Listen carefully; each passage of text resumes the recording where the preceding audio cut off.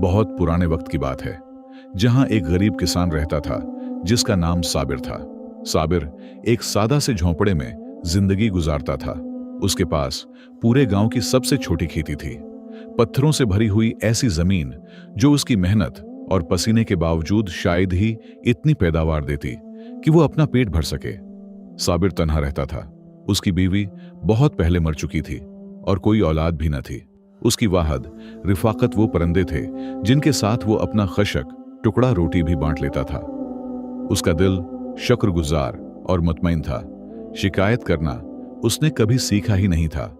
गांव के ऊपर बुलंद तरीन पहाड़ी की चोटी पर सियाह अकीक का किला खड़ा था, एक नहुस्त ज़दा किला जिसके पास जाने की हिम्मत किसी में न थी। वहां एक पुरासरार और ताकतूर जादूगर रहता था जिसका नाम बरकाश था। कहा जाता था कि वो सैकड़ों साल पुराना है, सफ्फाक और लालची, और जमीन का हर खजाना उसकी जेर-ए-ज़मीन हाल में जमा है। लोगों का मानना था कि जो भी इंसान या परिंदा उसकी फसील के करीब जाता, बरकाश उसे पत्थर का मुजस्समा बना देता। इसीलिए गांव वाले उस पहाड़ की तरफ देखने से भी गुरेज करते थे और उसे बुराई और तारीकी का सरचश्मा समझते थे। एक बहार की सुबह, एक हौलनाक तूफानी रात के बाद, वो रात जो साबिर की झोंपड़ी को जड़ से उखाड़ देने वाली थी, साबिर अपने छोटे से खेत को देखने के लिए निकला। कुछ भी बाकी न था। वो चंद नाजुक कॉम्पलें जो बड़ी मुश्किल से मिट्टी से बाहर आ रही थीं, सब तूफानी हुआ ने चुरा कर दी थीं। वो अपने बर्बाद खेत को दुख से देख ही रहा था कि अचानक उसे चट्टानों के पीछे से एक बहुत मुद्दम सकराहने की आवाज सुनाई दी। साबिर डरते आगे बढ़ा और जो उसने देखा उसने कभी सोचा भी न था। चट्टानों के दरमियान एक कम उम्र उकाब का बच्चा पड़ा था, कीचड़ में लथपथ, टूटे हुए परों के साथ, ठंड और दर्द से कांपता हुआ।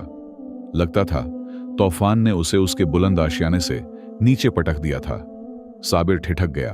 वो जानता था कि उकाब जादूगर बरकाश के पहाड़ के परिंदे हैं और उसे खौफ था कि शायद उसे बचाना उसकी अपनी मौत का सबब बन जाए।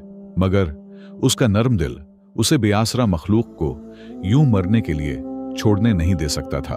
उसने खुद से कहा, अगर खुदा ने उसे मेरे खेत की दहलीज तक भेजा है तो मैं कौन होता हूं उसे ठुकराने वाला। साबिर ने नाजुक हाथों से नन्हे उकाब को उठाया और उसे अपने झोंपड़े तक ले आया।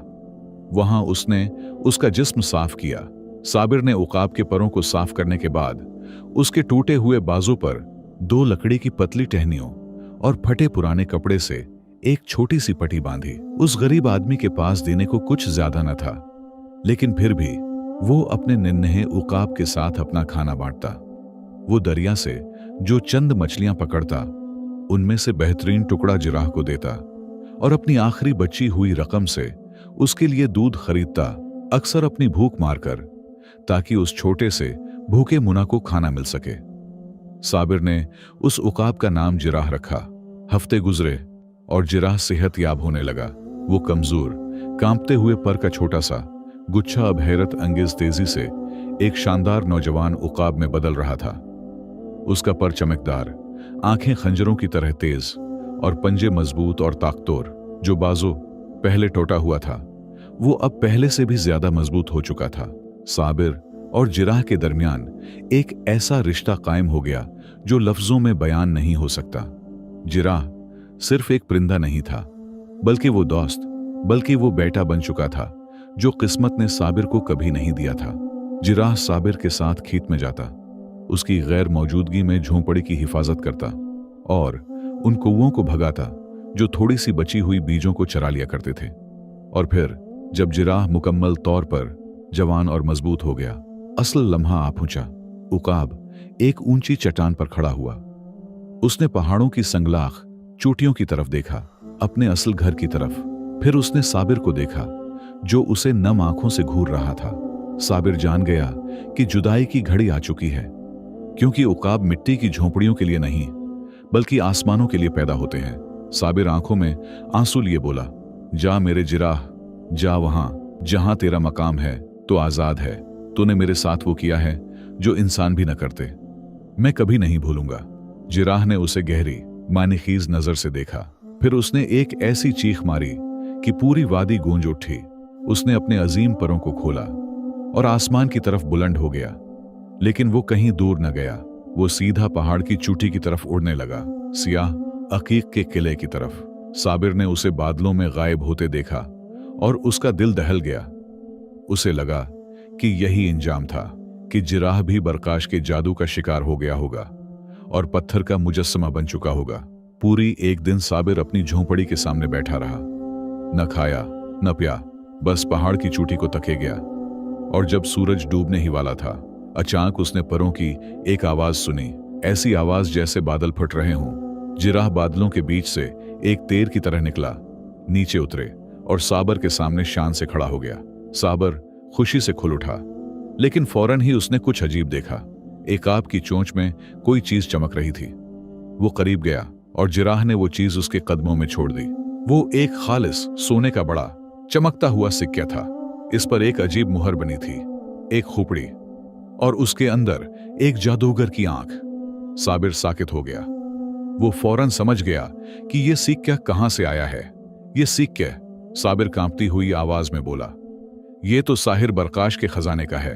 उकाब ने अपनी जान खतरे में डालकर शर के ठिकाने में घुसकर ये कीमती चीज लाई थी, उस इंसान के लिए जिसने उसे बचपन में खाना खिलाया, पाला और मोहब्बत दी। साबिर नहीं जानता था कि यह सोने का एक टुकड़ा तो बस आगाज है, एक ऐसे सैलाब का आगाज और एक ऐसे टिकराव का पेश खैमा जिससे उस पहाड़ के कदीम तरीन शर को जागना था। साबिर ने सिक्का उठाया। वो ठंडा था, भारी, और उसकी इंगलियों में जैसे बर्फ सी उतर गई। इस पर खुदा हुआ साहिर का मुहर उसे कांपने पर मजबूर कर रहा था। साबिर ने जिराह की तरफ परेशानी से देखा। तुमने क्या किया मेरे बच्चे? क्या तुम जानते हो कि कहां गए थे? ये सोना मनहूस है, ये बरकाश की लांत ज़दा किला से आया है। साबिर ने पूरी कोशिश की कि जिराह को दोबारा वहां जाने से रोके, मगर जिराह जैसे किसी मुकद्दस मिशन पर था। अगली सुबह फज्र के वक्त उकाब फिर आसमान में तीर की तरह उड़ा किला की तरफ और शाम को लौटा, इस बार 2 सोने के सिक्के लेकर। तीसरे दिन 3 सिक्के। ये सिलसिला पूरे हफ्ते चलता रहा। हर सुबह जिराह साहिर के किला की तरफ जाता और हर गुरूबी आफताब के साथ सोने की एक नई मुट्ठी साबिर के कदमों में गिरा देता। साबिर अब गरीब नहीं रहा था। उसके पास एक छोटी सी ढेर बन गई थी, इतनी कि वो पूरे गांव की सबसे बड़ी जमीन खरीद सकता था और अपनी झोंपड़ी की जगह एक महल बना सकता था। मगर साबिर को खुशी नहीं हुई, बल्कि उसके दिल में एक अंधेरा खौफ फैलता जा रहा था। उसने सारा सोना एक पुरानी मिट्टी में बंद किया और उसे झोंपड़ी की जमीन के नीचे गाड़ दिया। वो एक दिरहम भी खर्च करने का हौसला न करता था। वो जानता था कि यह सोना रिस्क नहीं, बल्कि शैतान की उधार रकम है। हर बार जब वो उसे चूहता, उसमें एक सर्द लहर दौड़ जाती। उसे एक अजीब सी बू आती, गौया गंधिक और जलते हुए पत्थर की। और सबसे बढ़कर वो जिराह के लिए डरता था। वो सोचता, एक उकाब चाहे कितना ही चालाक क्यों ना हो, वो एक साहिर से रोज रोज कैसे चोरी कर सकता है बगैर पकड़े गए। साबिर का खौफ बजा था, क्योंकि किला इलाके के लसवद में साहिर बरकाश अपनी जादुई आईने के सामने बैठा हुआ था। वो बेवकूफ नहीं था। सोना पहली ही रात गायब होने पर उसे खबर हो गई थी, मगर वो खामोश रहा। वो देख रहा था। उसने अपनी आईने में सब देखा। जिराह को खजाने के कमरे की छत में छुपी। वो सोने के जाने से नाराज नहीं था, क्योंकि वो उसके लिए मिट्टी के जर्रे से ज्यादा न था। लेकिन उसने उस उकाब में अपनी बेहतरीन चाबी देख ली थी। एक चाबी उस चीज तक जो सोना, जादू या खौफ कुछ भी खरीद नहीं सकता था। वो शय थी हजरुल हया, जिंदगी का पत्थर। एक छोटा सा पत्थर जो गांव के कदीम तरीन खानदान के पास नस्लों से था। कहा जाता था कि यह पत्थर जमीन को जरखीज करता है और सियाह जादू को बातिल कर देता है। और बरकाश उसे चाहता था अपनी हमेशा की जादुई जिंदगी के आखिरी मरीले के लिए। साहिर ने सर्द लहजे में कहा, यह गरीब किसान आखिरकार जाल में फंस ही गया। मैंने खुद इस उकाब को मेरा सोना चोरी करने दिया और अब यह किसान अपनी जान समेत सब कुछ मेरा मकरूज है। जल्द ही वक्त आएगा, मैं उससे अपना कर्ज वसूल करूंगा। गांव में साबिर के हालात ने लोगों के दिलों में शकूक पैदा करने शुरू कर दिए। अचानक साबिर ने खेत में काम करना छोड़ दिया था।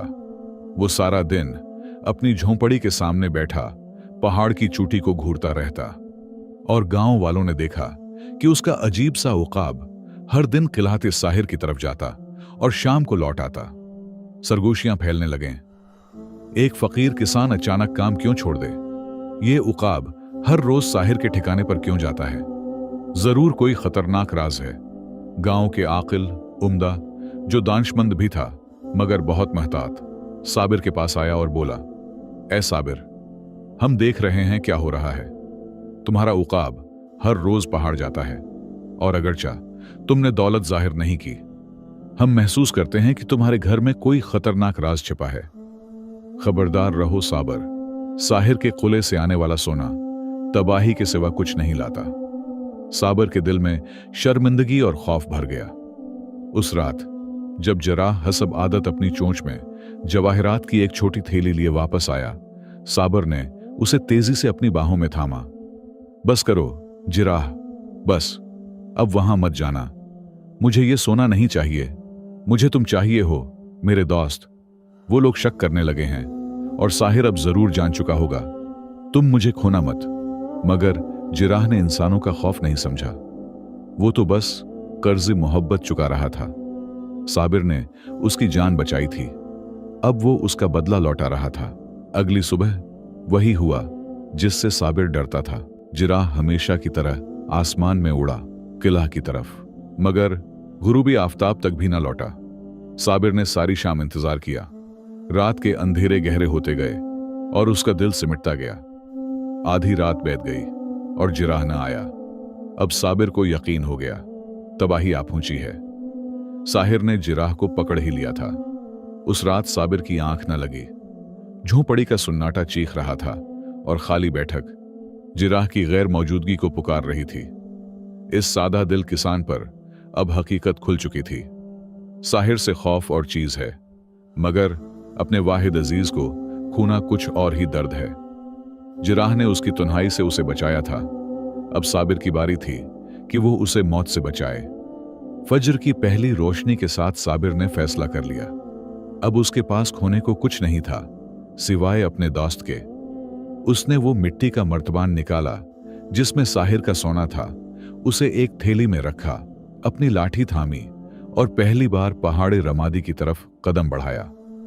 उसके कदम कांप रहे थे मगर दिल मजबूत था। जब भी उसकी नजर किले पर पड़ती, वो उसे शैतान का ठिकाना नहीं देखता था, बल्कि इस कैद खाने को जहां उसका बेटा बंद था। वो किले के अजीम दरवाजों तक पहुंचा। वो नीमवा थे, गौया उसका इंतजार कर रहे हैं। वो अंदर दाखिल हुआ और खुद को कातिल अर्श में पाया। वहां बरकाश अकीक सियाह के तख्त पर बैठा था और उसके दाएं जानिब जिराह था, चांदी के पिंजड़े में कैद, कमजोर, जख्मी और उसकी आंखों में दर्द। बरकाश ने एक सर्द जहरीली हंसी हंसी और बोला, आखिरकार चोहा बल्ली से मिलने आ ही गया। मैं तुम्हारा काफी उर्से से इंतजार कर रहा था साबिर। साबिर ने सोने की थैली जमीन पर रखी और कपकपाती आवाज में कहा, मैं तुम्हारा सोना वापस करने आया हूं। बस मेरे उकाब को छोड़ दो। हम चोरी नहीं करना चाहते थे। वो तो एक जानवर है, मिल्कियत नहीं समझता। वो तो सिर्फ मेरा एहसान चुका रहा था। साहिर ने तंजिया हंसी हंसी, क्या तुम समझते हो कि मुझे उस मामूली सोने की परवाह है? मैंने खुद उसे चोरी करने दिया ताकि तुम्हारे उकाब की जान के बदले मुझे एक छोटी सी खिदमत चाहिए। तुम्हारे गांव के उम्दा के पास एक पत्थर है, हजरुल हया। मुझे वो पत्थर ला दो और मैं तुम्हें तुम्हारा उकाब भी दे दूंगा, और ये सोना 100 गुना ज्यादा। साबिर का चेहरा जर्द पड़ गया। वो उस पत्थर को जानता था। यही पत्थर था जो गांव की हिफाजत करता था, जमीन को बरकत देता, बीमारियों को दूर करता और सियाह जादू को बेअसर कर देता था। उसे देना यानी गांव को तबाही के हवाले कर देना।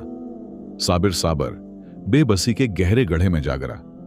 उसने जिराह की तरफ देखा जो कमजोर, जख्मी और अफसरदा आंखों से उसे देख रहा था। साबिर वो गांव लौटा तो उसकी रूह जैसे चाक हो चुकी थी। वो सीधा उम्दा के घर गया और सारा हाल सच सच बता दिया। उकाब की कहानी, सोने की लांत और साहिर की मांग।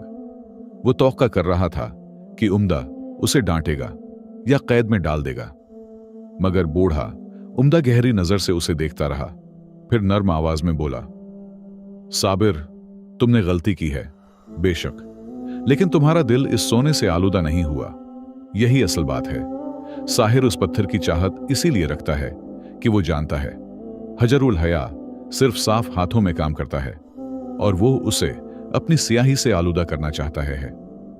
उम्दा देर तक सोचता रहा, फिर बोला, हम उसे पत्थर दे देंगे। साबिर शशदर रह गया। उम्दा ने बात जारी रखी, हजरुल हयात नियत की रोशनी से ताकत पाता है। ये नेक लोगों को शिफा देता है, लेकिन बदकारों को जला देता है।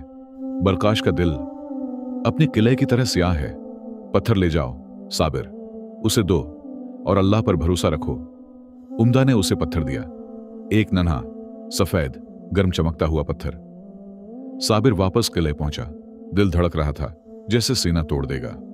उसने पत्थर आगे बढ़ाया। बरकाश ने लालची हंकार के साथ पत्थर उसके हाथ से छीन लिया और फतह की हंसी हंसा। आखिरकार अब लाजवाल जिंदगी मेरी है। उसने पत्थर को मजबूती से पकड़ा और जैसे ही उसका नापाक हाथ उस पाक पत्थर को छुआ, सब कुछ उलट गया। पत्थर को ताकत देने के बजाय पत्थर ने उसकी ताकत खींचना शुरू कर दी। बरकाश ने खौफनाक चीख मारी। उसका जिस्म फटने लगा, उसकी जिल्द में दरारें पड़ने लगे और चंद लम्हों में उसका पूरा वजूद सियाह पत्थर का मुजस्मा बनता चला गया, बिल्कुल उसी तरह जैसे सियाह अकीक जिससे उसने अपनी कला बनाई थी। पत्थर उसकी सारी बुराई को जला रहा था और जैसे ही साहिर की तौज्जा बटी, चांदी का पिंजरा जोर से फट गया और जराह तीर की तरह बाहर निकला। वो भागा नहीं, बल्कि सीधा साहिर की तरफ झपटा, जो आधा पत्थर बन चुका था, और फिर अपने नुकीले चूंच से उस जादुई आईने पर वार किया जिससे बरकाश दुनिया पर नजर रखता था। आईना एक धमाके के साथ हजारों टुकड़ों में बिखर गया। आईना टूटते ही और साहिर के मरने के साथ पूरी कलह लर्जने लगी और दीवारें गिरने लगे। साबिर ने गर्म ताबा पत्थर को मजबूती से पकड़ा। जरा उसके कांधे पर आ बैठा और दोनों दौड़ते हुए कला से बाहर निकल आए, इससे पहले कि उसकी दीवारें गिरकर साहिर के तमाम मलाउन खजाने हमेशा के लिए मिट्टी के नीचे दफन कर दें। साबिर और जराह अपने गांव वापस लौटे। वो सोना लेकर नहीं आए, बल्कि उससे ज्यादा कीमती चीजें लेकर आए, अपनी आजादी और अपनी बस्ती का अमन। साबिर ने पत्थर दोबारा उम्दा के हवाले किया और खुद वापस अपने छोटे से कोख में जा रहा था। उसके पास अब कुछ न था सिवाय अपनी पत्थरीली जमीन के और एक अजीम नस्र के, जो उसके खीत के ऊपर वफादार मुहाफिज की तरह चक्कर लगाता रहता था।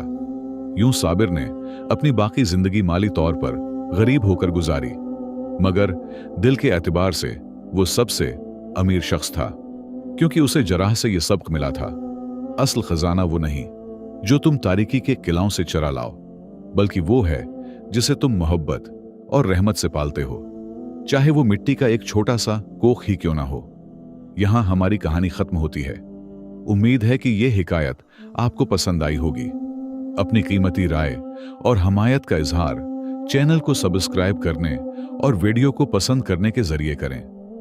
इंशाअल्लाह अगली हकायत में दोबारा आपकी खिदमत में हाजिर होंगे।